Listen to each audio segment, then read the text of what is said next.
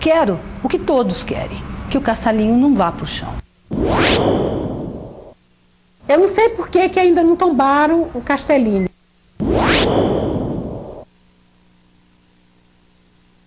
E isso está se perdendo no tempo.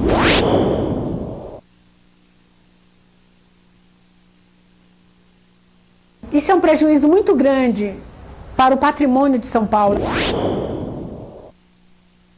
O castelinho foi feito por um engenheiro que, a pedido do seu Virgílio, que era pai do Álvaro e do Armando, construía aquele castelinho que foi feito em 1912.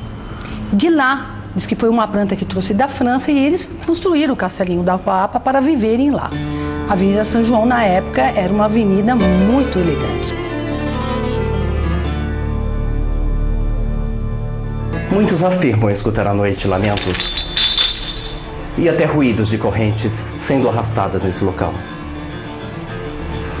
Imaginações férteis? Talvez, mas o fato é que aqui ocorreu em 1937 um dos episódios mais famosos da crônica policial de São Paulo: o crime do castelinho da Rua Apa.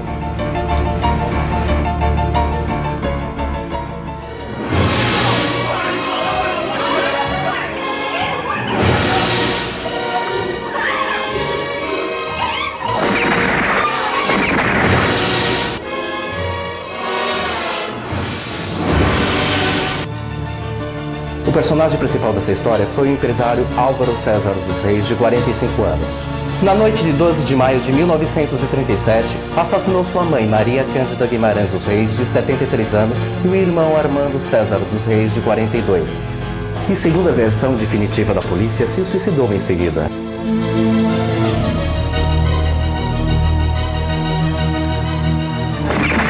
O Álvaro, na época, queria fazer um ringue de patinação, chamaria-se Palácio do Gelo.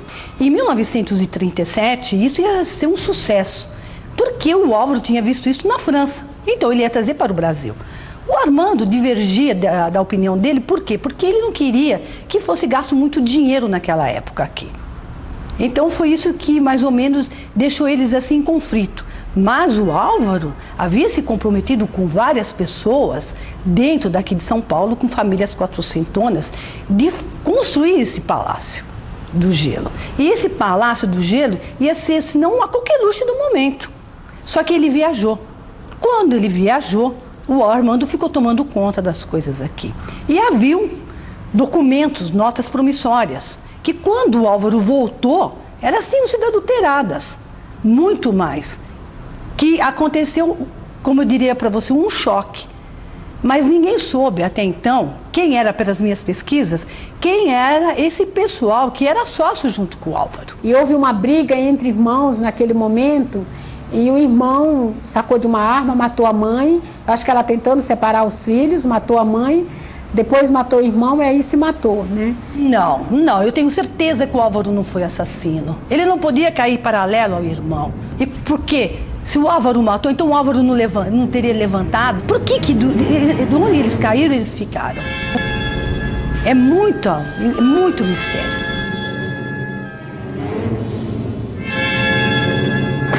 Álvaro não morava na casa, nem o Armando. Lá ele só tinha um escritório de advocacia.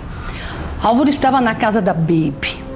A Baby adorava o Álvaro. A Baby era divorciada, segundo conto na época. E ele estava lá. E ele recebeu um telefonema do Castelinho da Rua Apa. Ele saiu para ir resolver um problema no Castelinho. E dali nunca mais voltou vivo. Foi assim que a polícia os encontrou, os 3 mortos. A versão oficial da época, após um ano, eles falam que foi o Álvaro que matou o Armando e a mãe. Mas você veja só, se ele se matou, como que os dois estão caídos paralelamente, onde os tiros estão na mesma posição, e a mãe, que foi encontrada debaixo da escada, tinha muito mais tiros. A mãe foi o único alvo móvel que, quando foi metralhado, que isso foi a verdade, porque a arma era uma Magnum Parabellum que continha 11 tiros. Então tudo indica que foi um ratatá daqui para lá e pegou eles na mesma posição. E quando a mãe passou, os tiros que ela recebeu respingou na manga dos dois. Ela passou no meio. Tanto é que esse cabo dessa arma nunca foi encontrado. O crime, depois de um ano, em 1938, foi arquivado. Mas os dois institutos que haviam analisado estavam divergentes, um com o outro, certo? Nenhum acreditava como e onde estava esse tiro e essa mancha. Agora, como se ele suicidou, a arma encontrada no meio deles, como diria, na altura da cintura? Não podia, teria que ser encontrada do lado do alvo à direita. O Armando morreu com os olhos abertos. Só se morre com olhos abertos, geralmente, quem é pego de surpresa. Tudo indica que havia uma terceira pessoa lá. No próximo bloco, você vai conhecer os mistérios e as dúvidas sobre o crime do Castelinho da Rua Apa.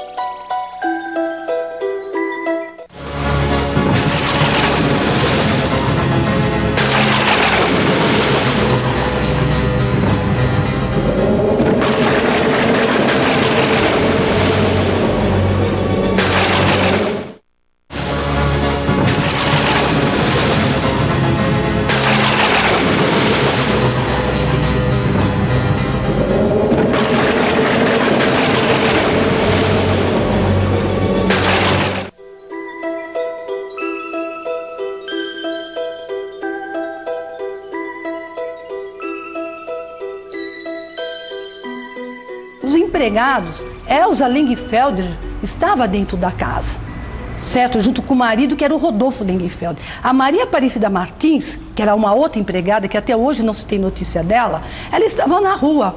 E eles não ouviram nada.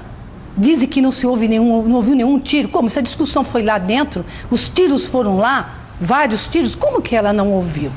Certo? Então, existe muita divergência. E isso também porque havia muito dinheiro em jogo.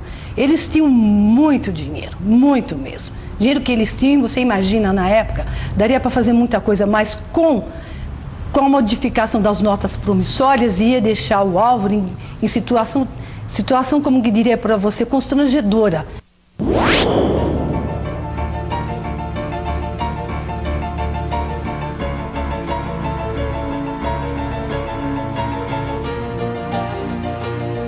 Só que o último herdeiro, que era o Fábio de Souza Guimarães, ele morreu em 1978, que ele era o sobrinho da Maria Cândida dos Reis. Ninguém mais. Houve 4 processos dentro do tribunal. Processos esses que sumiram em Brasília. Brasília, até 1978, esses processos constavam em 8 volumes. Eu cheguei a conversar com um advogado da família, na época, há muitos anos atrás, e ele disse, esses 8 processos estiveram nas minhas mãos, mas a partir de 1978 ninguém tinha mais, que eram 8 volumes, que constava todos os bens, talvez muito mais valioso. Porque o Getúlio Vargas, ele fez uma lei em 1939, onde sobrinhos não eram herdeiros. Então significa que os sobrinhos não podiam herdar, eles não tinham filhos. Então a família da Maria Cândida começou a brigar e a família dos irmãos começaram a brigar. Que quando um morre, passa para o outro. Mas quem morreu primeiro? Quem passou para quem? Então, de ambos os lados começaram a discutir. Só que até hoje ninguém sabe onde está este processo. Se em 1939... o Getúlio Vargas fez isto, passou todos os bens para a União. Em 1945, isso foi revogado, os bens deveriam voltar para a família. E não conseguiram nada. Certo? Então, o que aconteceu? Foram brigas. Enquanto estavam brigando, a União foi tomando conta de tudo. Tanto é que a União ela é dona de todo esse patrimônio que eram deles.